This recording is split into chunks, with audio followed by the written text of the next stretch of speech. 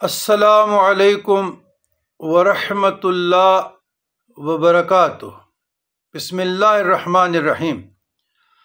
الحمد للہ رب العالمین والعاقبۃ للمتقین والصلاۃ والسلام علی رسولہ النبیین وخاتم النبیین وشفیع المذنبین وانیس العاربین ورحمۃ للعالمین وراحت العاشقین ومراد المشتاقین وشمس العارفین وسراج السالکین ومصباح المقربین ومحب الفقراء والغرباء والیتام والمساکین سید الثقلین نبی الحرمین امام القبلتین وسیلتنا فی الدارین صاحب کعبہ قوسین محبوب رب المشرقین ورب المغربین جد الحسن والحسین ابی القاسم محمد ابن عبداللہ نور من نور اللہ یا ایھا المشتاقون بنور جمالہ بلع العلا بکمالہ کشف الدجی بجمالہ سنت جمیع صالح صلوا علیہ وآلہ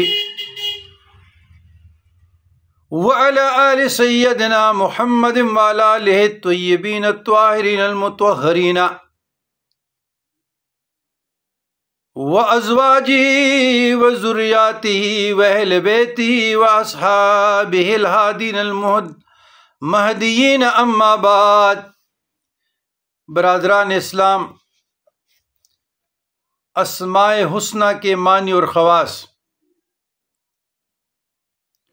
37 نمبر اسم ہے العلی جل جلالہ، بہت بلند و برتر، بزرگ۔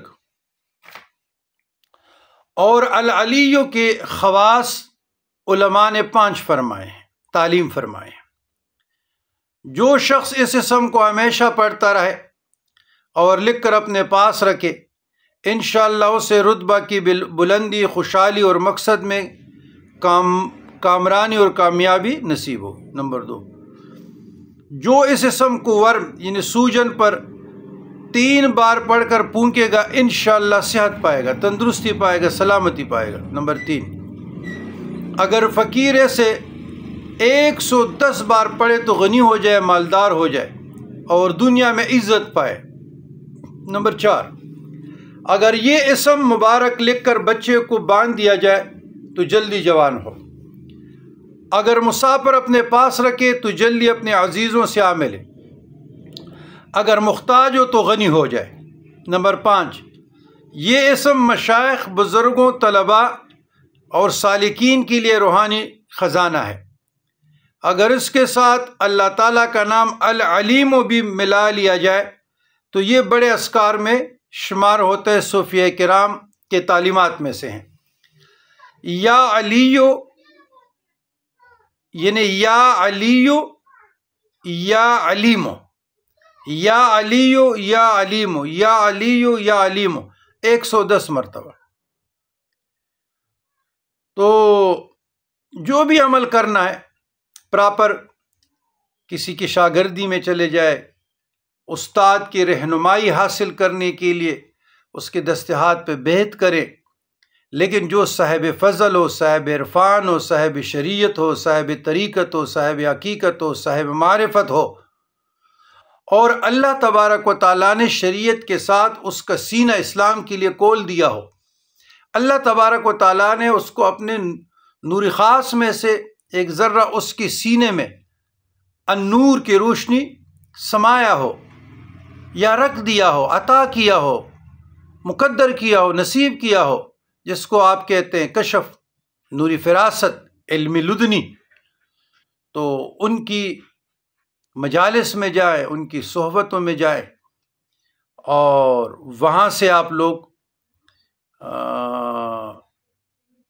علم سیکھنے کی کوشش کریں، بجا غیر اللہ میں پڑھنے کے کہ جن کیسے ملے گا، موکل کیسے ملے گا، کشف کیسے ملے گا، دست غیب کیسے ملے گا، کشف القبور کیسے ملے گا، کشف القلوب کیسے ملے گا، حمزات کیسے ملے گا، جی میری بات نہیں نظر کیسے کھلے گا، یہ جو باتیں ہیں یہ فضول باتیں ہیں۔